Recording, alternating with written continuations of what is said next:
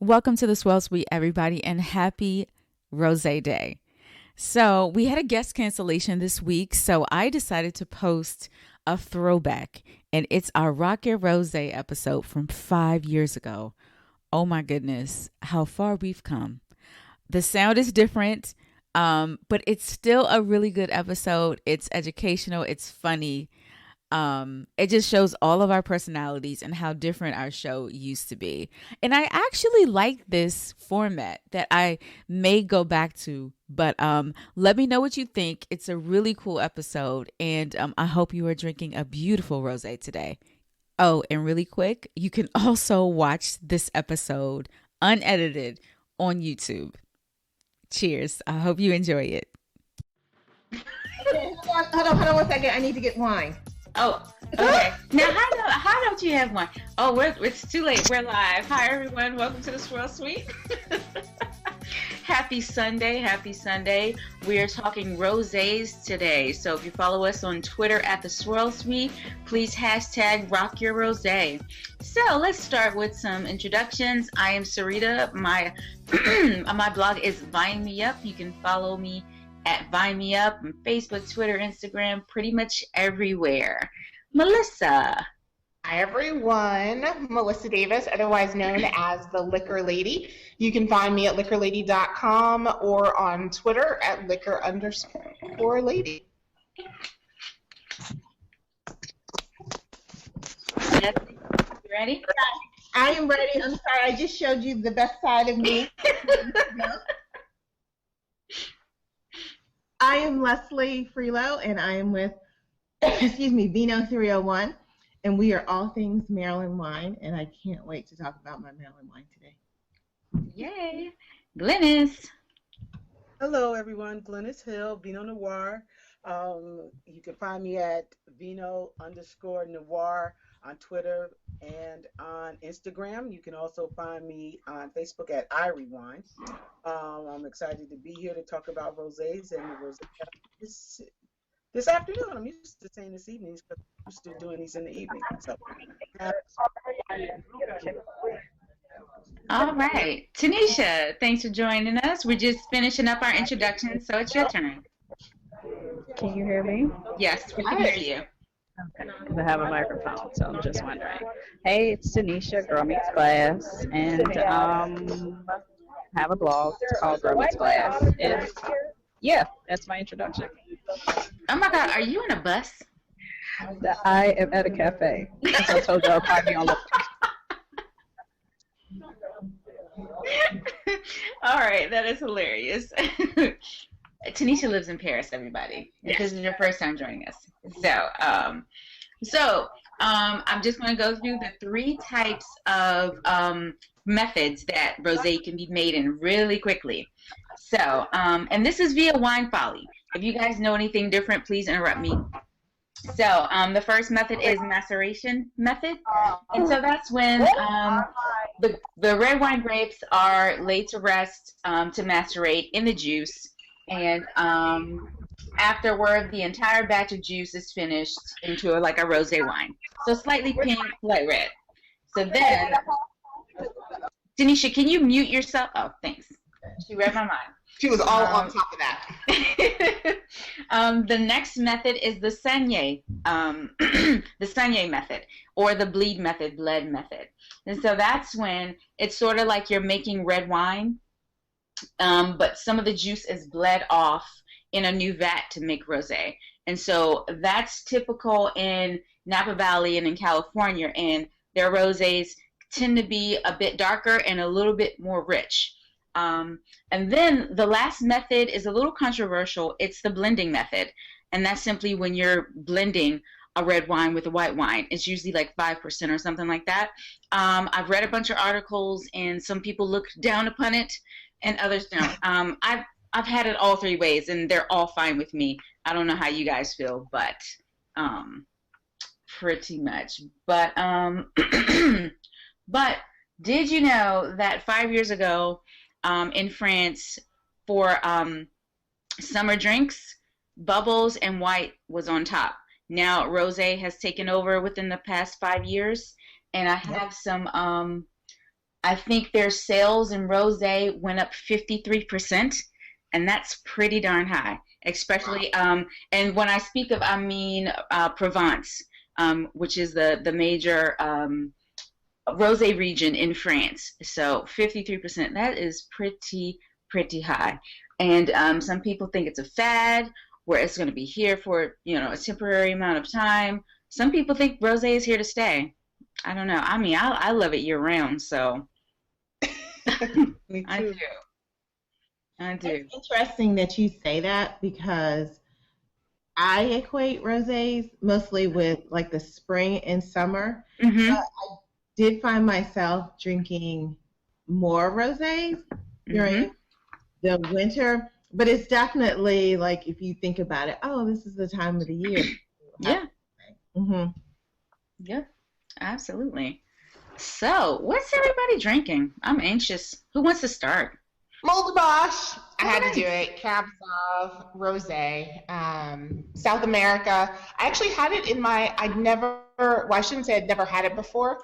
I'd had it at lots of tastings and samplings and places like that, but I'd never actually had my own bottle. I'm really impressed with how light it is, and it makes me think I'm going to go make myself a cheese and fruit plate when I am done. Strawberries, just really light, refreshing. I don't know, but it's been around forever, so I'm sure everybody's had a glass of Moldabosh sometime Yeah, sure. in their lifetime. That's good. So, Cheers. Cheers. Actually, Melissa, Moldabosh is South African. Oh, did I say South? Yeah. What did I say? The South America. Sorry. Yes, dear. Wines of South Africa, which is largely probably why I have a bottle of it. I do have partial for South Africa. So, but no, thank you, Glennis. It's delicious. I love that. Was like my first rosé. Yeah, me too. I like that one too. What do you guys eat with it, since you are ardent followers? You asked the wrong person because if I feel like drinking. I like that one with salmon. Especially grilled salmon. It's big enough that it can handle the fattiness of the salmon. And salmon is it's got the greasy fat, so it can handle that salmon skin. That's my favorite part of the salmon is the skin. Child, really? The skin is crispy, girl. Oh my gosh, with a nice deep rosé. Yes, indeedy. Okay. Yes, indeed. Okay. See, I haven't made dinner yet, so this is why I'm scouting you all out for suggestions. I would say seafood. Food with that. But it's made with my favorite varietal, Cab Sauv. So, yes, Like a good salad. Oh yeah, A good salad with a nice citrus vinaigrette would be good with that. Yeah. And then also, I was gonna say, I was looking at totally I shouldn't say unrelated, but what I wanted to do but didn't have time to do. There is a rosé cocktail that Imbibe just put out a couple days ago. So it's rosé gin, lemon juice, some sparkling water, and then a grapefruit cinnamon syrup. Oh, wow. So I will be really making good. that. I literally was running in the house because I came from the grocery store. Having time to make the cocktail, but it sounds absolutely delicious. So I'll let you guys know how it comes out. But yeah, you just make a simple syrup, add cinnamon, and then when you're done with that, you add grapefruit to it and you store it. And then it's real simple. Rosé, you've got your gin, and then some, soda water. Wow. That sounds really good. Before I forget, there is an International Rosé Wine Festival 2016, June 10th in Denver. What? Yeah. Really? In Denver. Denver gets all the good stuff. Yeah. Yep. And you have, if you make a rosé, you have until May 20th to get your rosé in the competition. But that's going to be amazing. That's going to be really nice. I think I know where Sarita's next trip is to. Oh, man. I've never been to Denver.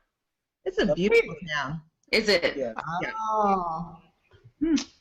Very nice. Beer fest is there. Very easy. Around on 16th Street, trolley that goes up and down I think it's 16th Street. So you can hop on, jump off, all the restaurants, shops. Oh, wow. Denver. Sounds nice. Leslie, what are you drinking? Okay, well, the retread from earlier this week, and is, can you see it? Yes. It is my Bordy Rosé. But the interesting thing is, the one that I had earlier this week, I think it was like a 2014 Rosé, and it's 2012. And this, I don't know, it's hard to tell, but it is like kind of pinkish. It almost looks orange to you. Yeah. It looks orange. Yeah. It looks orange. And this is a lesson of how not to store wine. Okay. Because when I first, well, not first, but anyhow, I had a wine rack in my kitchen. And my wine rack was on a loft in my kitchen. I have a loft, and I thought, well, that would be a nice decorative place to do that, which it is. But for storing wine, it is not ideal at all. And eventually, the racks are still there, but I took all the wine down except for a couple of bottles. And I remembered this morning that I had this bottle of rosé there. And then I put it down, and I was like, ooh, it is orange and not its pretty pinkish color it should be. This is a great example of why you are supposed to store your wines in cool places, because it definitely will change the composition of the wine. And I'm really not interested in opening it and trying. That's what I want to know. How does it taste? Yeah. Exactly. But besides that, I just wanted to say that because this is not Bordy's fault that their rosé looks orange. It is a really good, and as I said earlier this week, that this is a part of Bordy's Landmark series, which is their Reserve series. And it is a blend of their red wines. Unless Bordy has a single varietal, they usually do not put the varietals that they use on the label of their, they just tell you which vineyard it came out. So it is Maryland Rosé. It's 100% Maryland grapes. They rarely use grapes from other vineyards outside of the state of Maryland. But I think this is really good, especially around Easter. Good ham. Yeah. Because it can stand up to the fat, but not overwhelming. Yeah. With it, and or it's good just sitting on the porch and having a nice glass of rosé. So that is it. This is their Landmark series. Wonderful. Glynis, what are you drinking? Can you all see me? Yay. Yes, we can see you. That was a joke. I figured that.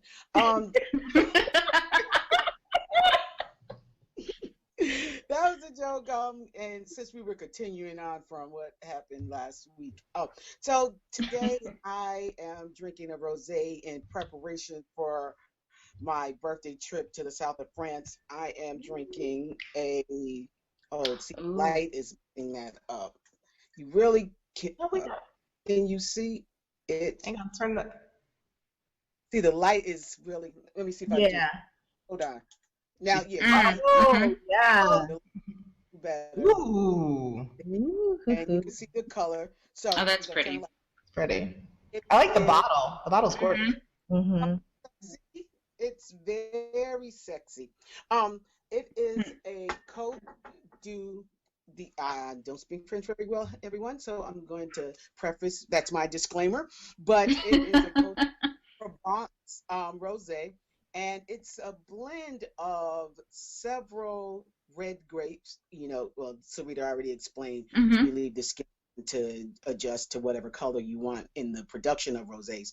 But in this particular appellation, it's Grenache, Syrah, Mourvedre, Cinsault, and a grape that I had never heard of, and I'm going to spell it for you all. It's Counoise. Counoise is my I'm not sure, but it's a new grape for me, so I'm excited about that. And in this appellation, they're allowed at least 30% of Carrigan and Cabernet Sauvignon if they need to add some additional structure to the. So, in this appellation, those grapes that I just named are grapes that are allowed for their rosés and their reds. And this appellation also makes white wines as well. Like most of you have already said, this particular class is a salmon pink color, and I would any salad with a nice vinaigrette dressing I would have with this, with some shrimp, so like a shrimp salad, I would enjoy with this. I would also enjoy a halibut with this. That's also favorite fish, some grouper with maybe some kiwa and some asparagus. Cheers. This is my rose. Yum. Cheers. I am, as a halibut fan, who's cooking? Whose house do we need to go to? I guess it's my turn. So my rosé, Love Drunk. Andre Mack, black wine maker out of New York. He makes his wines from Oregon though. So this is called Love Drunk. And pretty. Yeah, so what's interesting about Andre Mack is he kind of built his foundation of his business by like drawing and doing t-shirts first. And then he expanded out to wine. So all of his labels are going to be like this this sort of label, like black and white kind of thing. And his t-shirts look the same. And yeah, he's a certified sommelier, and he his brand is called Mouton Noir, which pretty means black sheep. Pretty much means black sheep. And he just felt like he was always the black sheep in the wine world, and he just decided to roll with that name. But anyway, so I am drinking his rosé 2014 Love Drunk, which is I don't know, he does not list the grapes this vintage, but I know the next one, he's already got the label out for 2015, and that one is Chardonnay and Pinot Noir. I don't know what's in this one, but as you can see, it's almost like a tangerine color, but lots of strawberry, lots of raspberry. It's very clean. You get some melon in there as well, but this is really good. I had Chinese food for lunch, and this went just as good. It was just like the it was the white sauce though, not like not the darker sauce. So it was the white sauce, chicken and vegetables with brown rice, and that it went really well. So, but it's a very light rosé. It's very good. So Sarita, you said he's out of Oregon? He lives in New York, but he makes his wine in Oregon. That's what I was wondering, because when you look him up, it always comes up New York. Yeah. When I was searching for black winemakers, and his name came up on the top, and that's why I was curious. So he gets his grapes from the West Coast. Yeah, and it's a $20 rosé, so it is a bit on the higher end, but I try to support black people, our folks, and this is good wine. It's good. It's worth the $20. It's worth the $20. What's the website, and where did you purchase that? The website is moutonnoirwines.com. And the back looks like this. Mouton Noir. Yeah. Black sheep. Too cute. So I got this from Chat's Wine and Liquor, Eastern Market area, right on Barracks Row. They have his wines every season. And I knew this is rosé season, so I knew they would have the Love Drunk. I don't know where else they sell it, but that's where I always get mine from. But yeah, I love his rosés. I am so surprised though that you are not drinking a sparkling rosé. Oh, that yeah. was my one surprise. Yes. Yes.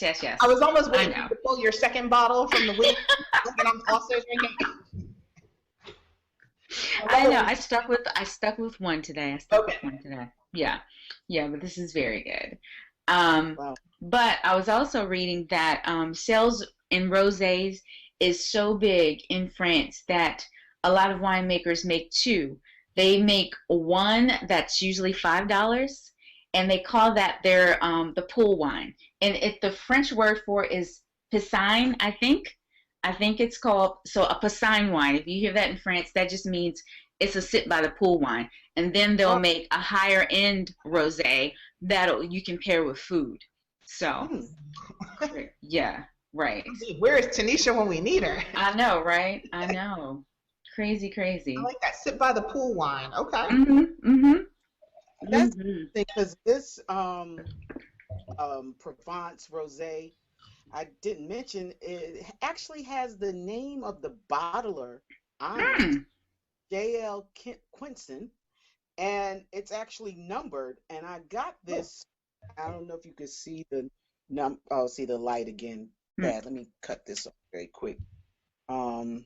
This way, and try to focus. Yeah, I see the number. Yeah. And it says, in French, it says bottled by J.L. Quinson, excuse me, and the number. So, and I got this at Old Line, the place that you introduced me to, and it was like $11.99 for the bottle. Wow.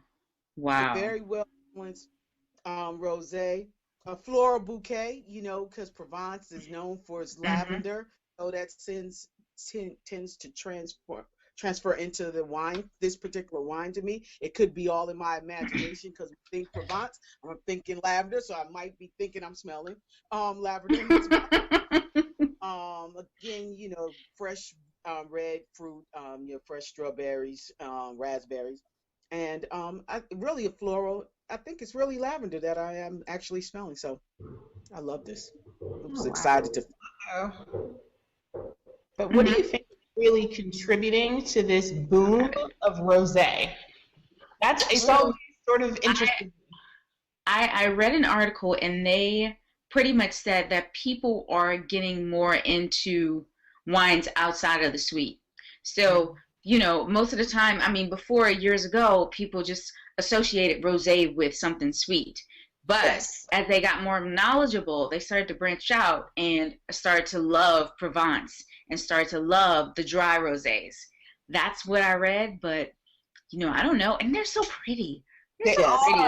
But I remember when you didn't see a rosé unless it was Valentine's Day. Look, I remember that probably 2 years ago or something. Like you pull out the rosé on Valentine's Day, and that was pretty much the only time I saw it. But now it's the darling of spring and summer and fall and almost winter.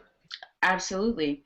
Absolutely. Okay, I found my infographic. So it's pretty much saying tunas and salads, aiolis, pork sausage, fruit, tomato salad, and toast with some sort of tamponade. Oh, yeah. Yeah. So light but flavorful stuff. Yeah. That's interesting. That's exactly what made me want to do like a fruit and cheese sort of plate with mine and kind of that lighter style. The tomato salad sounds pretty interesting. Yeah. Glennis, what were you saying? No, I said that's interesting. I don't think I would have paired a tapenade because my favorite tapenade is olive tapenade. Yeah. And that could be kind of heavy and pretty much overpowered for me, for my palate. Yeah. Like that. Now there is a rosé that I had at Boss Shepherd's downtown DC, and it was a Malbec, and it was dark. It was a dark Malbec rosé, and it was phenomenal. It was phenomenal. Now I might do that olive tapenade with that particular rosé. These rosés from Provence, but tapenade is just the solid fruit. A vegetable very finely. So I guess if you did a tomato tapenade or something, that might be different. But olive, that was interesting. That's what I was just saying. That was very interesting. I think Oh, go ahead. I know what I was going to say is just like it started off traditional grapes from Provence. I think people are branching off now. I've had a Merlot rosé. I've had a Chamberson rosé. So I think people are just experimenting now. Yeah. what Yeah. they're coming up with. And I don't Yeah. find too many sweet rosés anymore. I Right. mostly find dry ones. Rosé. Yeah. Yeah. Sometimes a Syrah rosé can be a little on the sweeter side because Syrah is such a big grape. And it can it can make a really nice dark rich rosé depending on who the winemaker is and where it's from or whatever. But and also, did you guys know that toast is like a big thing now? All sorts of toast. So I know you see almost every brunch menu avocado toast. Oh. That's a thing. Yeah, so chefs right now are doing all sorts of things with toast. So I think avocado toast and rosé would go really, really well. But anything. yeah, I saw one. This one girl, she posted her brunch photo this morning, and it was toast, and it was like avocado, and then she had some smoked salmon on top. I'm like, well, there it is. There you go, right there. Yeah. Wow. So Get this straight. Toasted white bread is now. Can I leave the wheat bread, the wheat, please?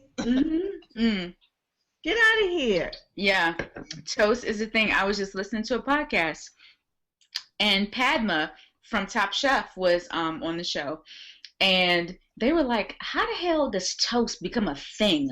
Like, how is that a thing? She was like, oh, I have no idea. I don't know, but toast is a thing. It's crazy. Cool, I'm going back. I'm going to be cool now. I'm going to go back to my cheese toast like I used to. There you go. There you go. Fancy cheese and put it on some toast. Who knew? Okay, so Hey, if the cronut can do it, I'll put your toast. oh my gosh. Lord. I don't know. I'm going to bring Spam back. Spam is going to be the new thing.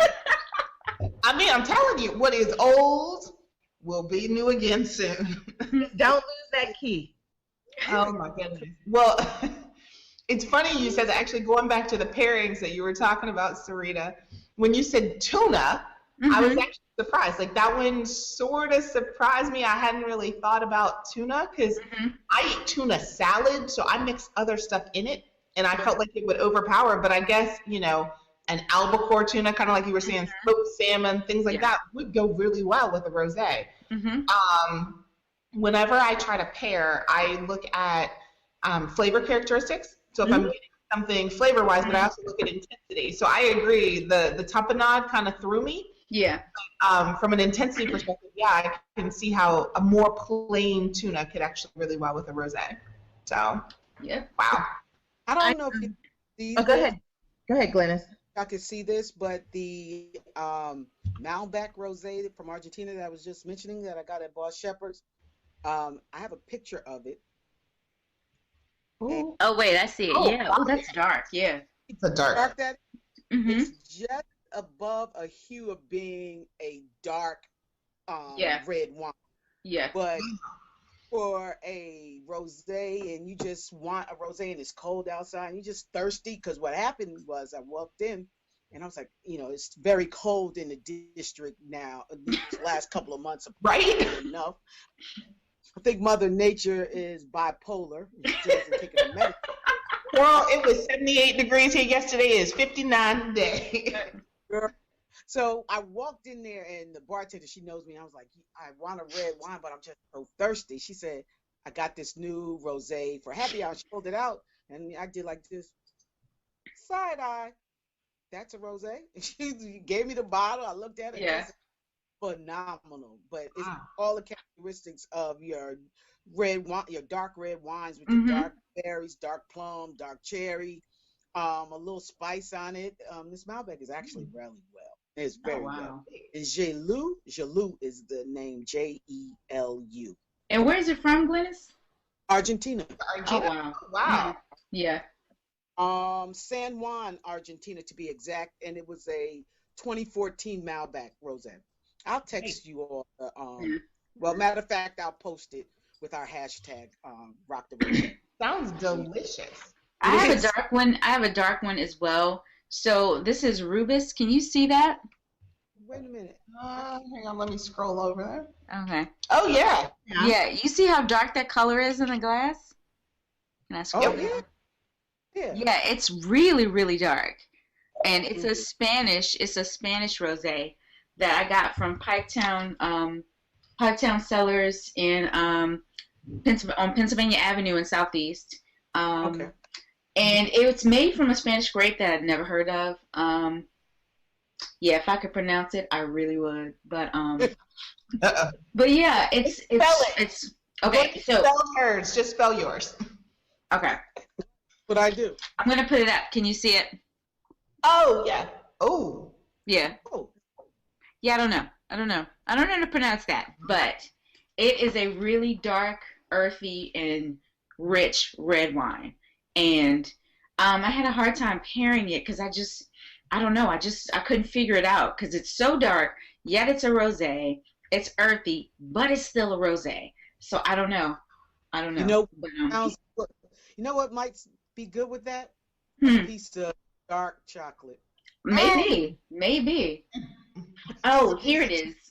I had it on Easter and I grilled turkey sausages on the grill, Oh, okay. and that worked. And It that did? worked. Oh. Yeah. So while you were looking up the food pairings list, the graphic, Mhm. I was doing a quick search and they had, again, tapenade on the Mhm. list, but they also had pizza. Yum. Okay. Mm. Okay. And they had couscous, Oh yeah. Mm-hmm. I um, can see that. quiche, Mm-hmm. Yes. which I was surprised they had fried fish and grilled fish. I can see it. It can Wow. cut through that fat. Yeah. Mm-hmm. So it's sitting in the rosés. Yeah. How is it? Rosés are like a bridge wine. Mm-hmm. So if you want something a little on the fattier side, Yeah. but you didn't want a big red with it, or you really Mhm. want red with it, you could have a rosé. But still, if you wanted something on the lighter side, you could still have a rosé. It's like the Yeah. in between. Yeah. Yep. Yep. Well, let me ask you, ladies, because you know way more than I do about the rosé. But I have a feeling there's some folks watching that may have this question. Can anybody talk to the difference between blush, like white zin, those types of wines, and your kind of dry rosé, your more contemporary rosé? I'll start. There's just a difference in nomenclature. A blush is a rosé. Yep. White zin, depending on which white zin you're talking about. Now, Right. if you are talking white zin from the, let's say, early 90s, the white zin that came out of California that kind of messed up the rosé wine market, that white zin was sweet, and in France it had Anjou, very sweet. So, but it's just in nomenclature. Blush, white zin are all rosés, and it's the white zin itself is a Zinfandel grape that they use. So, Blush is an American term. Mm-hmm. Yeah. That's basically it, but it's the same. yeah. I have had so many people ask me that very quickly. They're like, well, is it blush, white zin, Mhm. Yeah. rosé? Is it sweet? Is it dry? So it's been one of those things that everyone seems slightly confused about. They're like, I'll take the pink one. Yeah. Pretty much. I'm like, And okay. then, did you guys know that some people call their rosés summer water? Summer water. Yeah. Wow. Just throwing that out there. Yeah. Another name. Another name. But Summer yeah. water and toast. That's right. Well, there you go. There you go.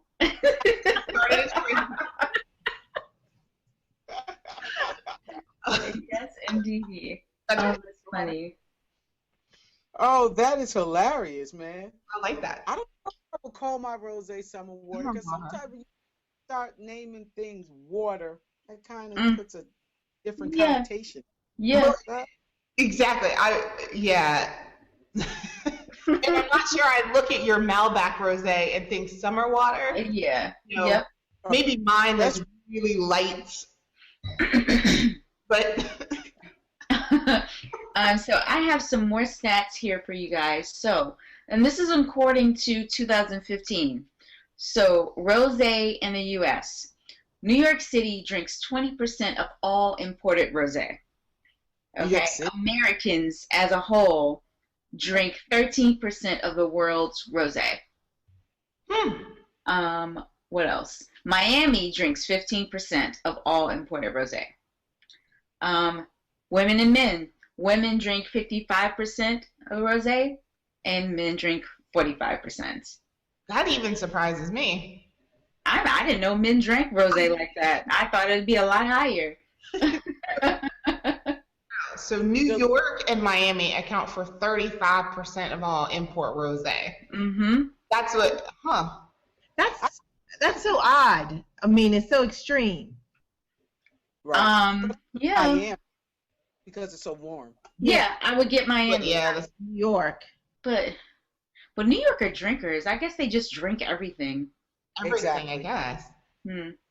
Exactly. Huh. Exactly. Yeah, but all of those stats kind of surprised me on different levels. So Yeah, I definitely thought I thought the balance between women and men was more extreme. Mm-hmm. But that's pretty telling that 45%, 40%, almost 50% men. Mm-hmm. That's a market I feel like the rosé makers haven't quite tapped into yet. Yeah. Oh, so by the way, I had a rosé that was made with hops. I don't know if y'all saw my picture. This was a while ago, but I'm gonna pull up my blog post so I can show you. And I think it was made in Germany. But yeah, Was it wine or beer? no, it's wine. It's made the same style as any other rosé, but it's used with hops. So you get this hops on the nose, but it drinks like a wine. It even has like some sweetness to it. Wow. It's crazy. Did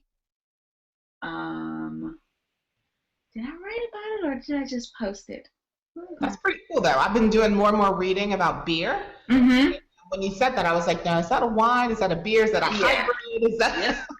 And they make a white, and they make a red, and they make the rosé. Wow. So as soon as I find this picture, I will show you guys. But I was amazed because I was scared at first, like, I'm not a beer drinker. I don't know how I'm gonna feel about this, but it's definitely beer on the nose and drinks like a wine. To the hot side.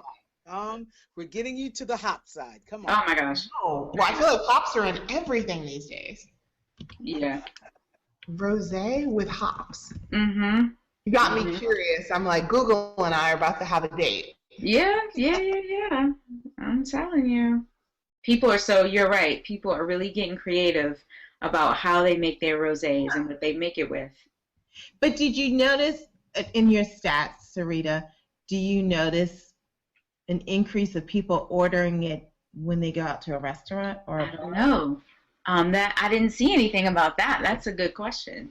Because you don't see a lot of rosés on the wine menu. You might see one. Right. Mm-hmm. Exactly. Well, that's big, though, because I'll say from like my past life, I mean, it was big for us to bring on a rosé into our national program, but it had made it, I mean, rosé was that popular now that we actually had one in our national program. So it wasn't something we had 2 and 3, but just getting past kind of like the white Zen, kind of like Glennis talked about the California 90s white Zen, was a big deal. Yep. That was a big deal for us. So, did you guys see it? It's Fragus. And it's gorgeous. Yeah. Beer, pretty. Hops. Crazy. Hops. Made with hops. And it's very pretty. Yeah. Crazy. You knew. I know. And I'm trying to think about it. Would my husband order a rosé if he was out? Probably not. No. I just can't see a man saying, I'll have a glass of the rosé. Yeah. Well, if my husband was out with me and we ordered a bottle of rosé. Now that's different. Drink. Yeah. But I don't think I'm ordering a glass of rosé at all. But I can't tell you the last time I've been to a club, but people still like pop rosés when they go out. People still do that. Really? I don't know. I'm asking. Oh. You're asking the wrong demographic. Oh, I'm sorry. I'm like, when was the last time I went out? I'm like, let's talk about the restaurant. But I could do some research on that. Yeah. Trip. I will Oh, look that up. now I'm not sure about popping a rosé. You Yeah, know. no. Yeah, I It's know. a sparkling rosé. I've seen that. Mhm. That's So, true. sparkling, Moet, Right. rosé. Right. That's true. Right. Mhm. But other than that, that would be about it. Yeah. Anybody have any favorite sparkling rosés? Because I mean, I am in love. Yeah. Glynis.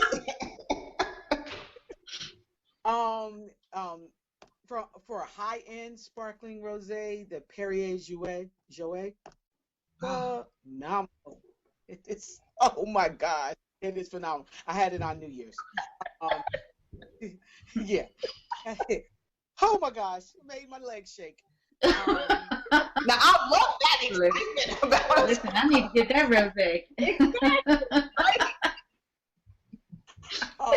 makes my legs shake. Love it. I have a. I'll go downstairs when one of you start talking. But there's a Cremant Burgon on a Cremant Burgon that is actually phenomenal. I was gonna open it, but I didn't know I was gonna finish it, so I said I'm not gonna waste it. So yeah, a Cremant is a Cremant rosé, which is actually I had one bottle of it, and I bought it at Trader Joe's. What? Wow. Yes, All right, I'm going $15.99. there this afternoon. Well, go downstairs to get it so you can see the bottle. But it was, Trader Joe's. The Trader Joe's in DC off of 23rd and M on that side. They have an excellent portfolio of different wines and sparkling wines, and at great price points. For Yeah. DC, surprising because DC has a high tax bracket. Market, but their wines there. Matter of fact, I got another rosé from there. I have it in my phone as well. Lord, it was. Oh, hold on. Let me pull it up. But the Perrier Jouet rosé is phenomenal for a high end, and this Cremant, it's a Burgundy, but however they say it in French, I don't want to spell it. Y'all know what I'm talking about. But it's actually very good. Oh, nice. And I never think about, I hate to say, I feel so blah, but I never think about Trader Joe's as somewhere to go buy my wine. Oh, yeah, Yes. yeah. Mm-hmm. Oh, I've been sleeping One on of the best kept secrets about Trader Joe's, and everybody makes fun of $2 Chuck. Yeah. But Look up. That's what I think of. really have some good wines there, and because they get it at such a low price, people turn their nose up, but they do have a good selection of wines. Yeah, I agree. Good to know. Good to know. Uh-oh, hold it. Still. There's another rose. The light is horrible. There we go. Hold it still. There. Oh, there we go. There's got that at your favorite old line as well. They put out a whole lot of rosés, and they do a rosé taste. They were going to do a rosé tasting that Tuesday, and I knew I couldn't get there. So I was there. Rosés that you were there. We're gonna have to do a quarterly chat about rosé. I periscoped the whole thing. Oh wow, I couldn't go, but I just bought all the different rosés. Maybe we need to do a swirl suite at Old Line. Old Line? Oh yeah, they've got a good selection in there. Yeah, they do. Scope it and like film our own. Maybe we'll plan it, and Melissa, you can come up. Yeah, that'd be Come up fun. like every 2 weeks. I'm all in.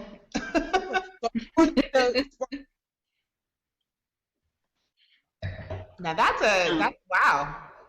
So I have this one. This is a sparkling Greek wine made with this grape called Casino Mavro. And I got it from Schneider's way up northwest, almost like past Georgetown. And Schneider's. yeah, this is not like a cheap bottle of wine. I think it might have been like over $20, but it's so good. It's really, really good. How would it have been with like a tomato, like a Greek salad, like the Greek tomato, the olives and all that? Yeah. Okay. Yeah. that would make sense with like the tapenade. Yeah, exactly. Mhm. Exactly. But it was really, really good. Feta cheese. Mm-hmm. Can you send that one out, Sarita? Because I love Sure. Greek food. Like, I want to go to Greece just to eat and drink. I have another I'm obsessed with Greek wines, and I have another Greek rosé downstairs. Anytime I see something Greek, I have to, and it's usually affordable.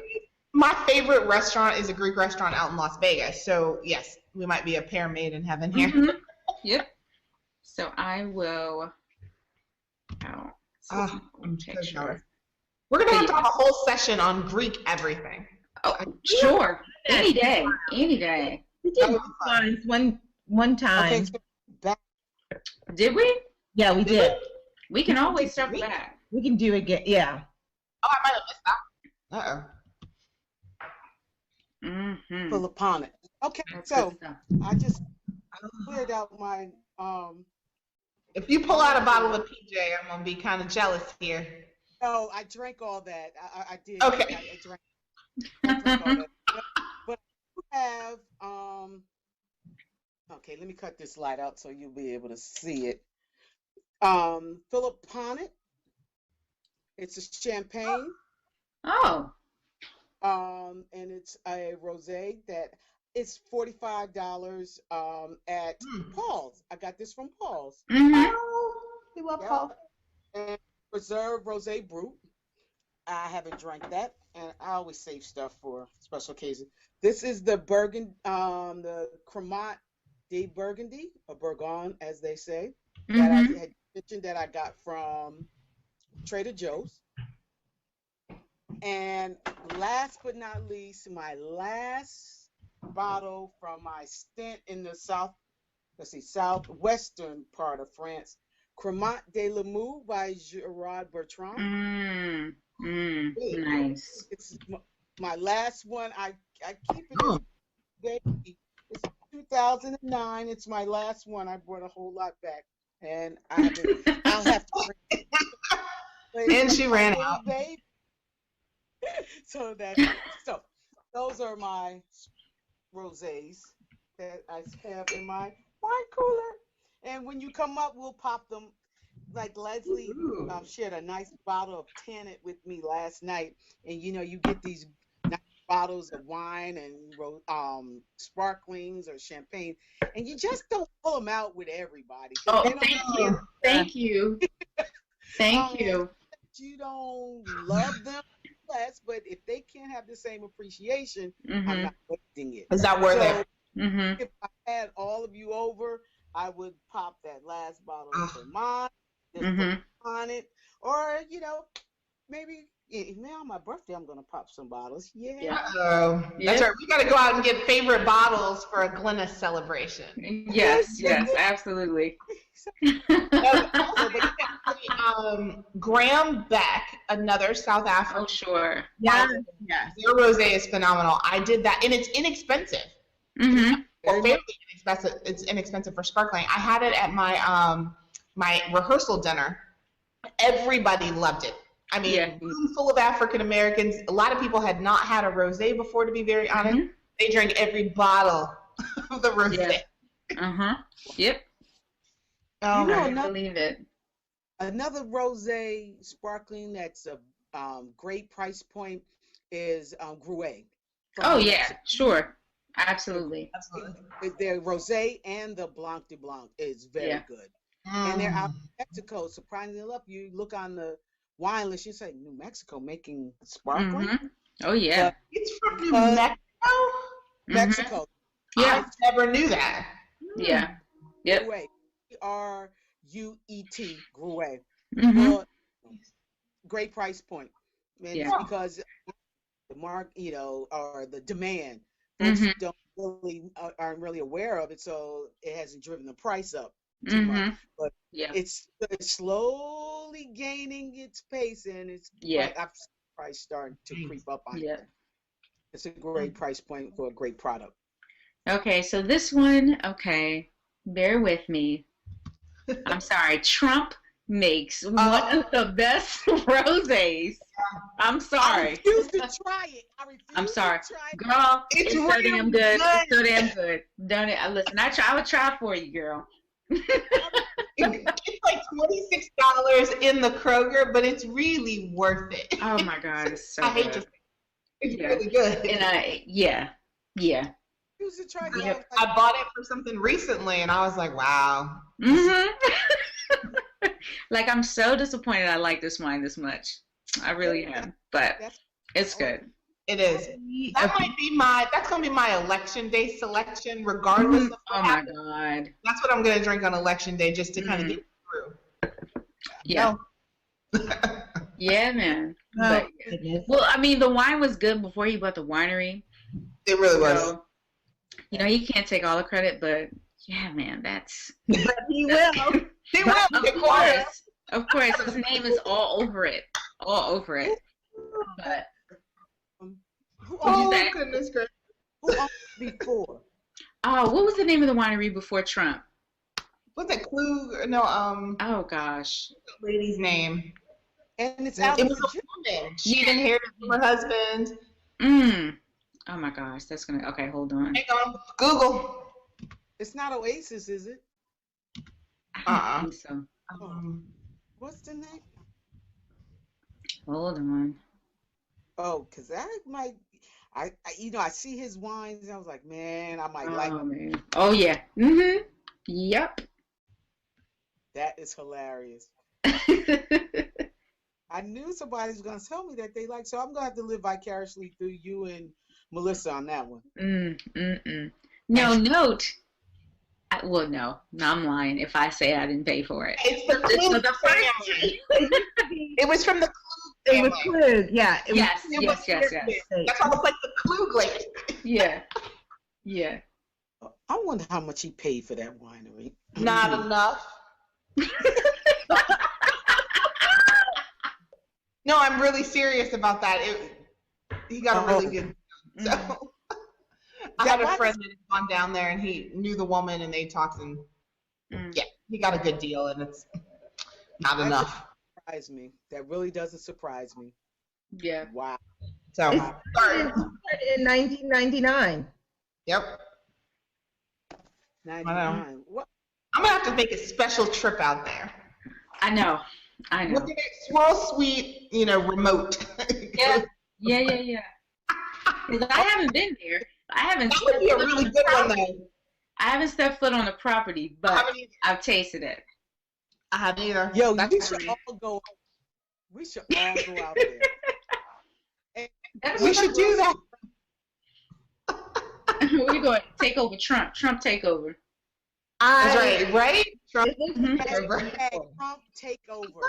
Hashtag Trump. take over. We can drink rosé. Okay, so we've gone off the script a little. Oh my gosh. Oh man. Blue. This Okay. this was great, ladies. If nobody else has any other rosé show-offs or show and tells. No, I'm waiting for you to come cook some grilled salmon with crispy skin. Oh That's my what gosh. Am I the only one that's crazy about the crispy skin on the salmon? I like. You don't like the skin? Blackened. Oh, I love blackened salmon. Oh my gosh. yes. Girl, I will. No, Alan. No, this might be a little gross, but Alan will eat the salmon, off the skin, and I'll eat it. Don't. Just the skin. I will put it in a toaster so I can get crispier and eat it like potato chips. If somebody can give You me are a bag. talking to the girl. I eat burnt hot dogs. I love crispy skin. I Yeah. love my Mhm. my salmon, everything. Mm-hmm. And I also have a problem with turkey. Like I need the skin off of the turkey, but the crispy skin on the chicken and the turkey. Okay, you know what we're gonna do, and I will at some point towards the end of the summer. You all will have to come down to my house. We're gonna have not even a fish fry, just a fish out, like fish and roast. We will have to do that because I'm not we eating talked crispy. about too much good food today to not have a rosé pairing meal. I'm not eating any fishy, crispy fish skin. All right, I'll make Greek tomato salad for you, Glenn.